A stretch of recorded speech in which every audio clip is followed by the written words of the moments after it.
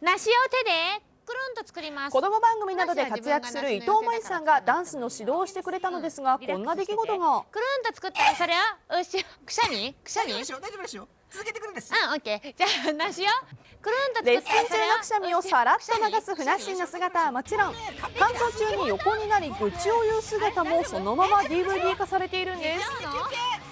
朝からこんなやってますよ。そうだよね。せーの、はい。右左が違ったりしますが、改めてお伝えします。これはふなっしーの集大ビデオではなく振り付けのビデオです。はい、プリケツ。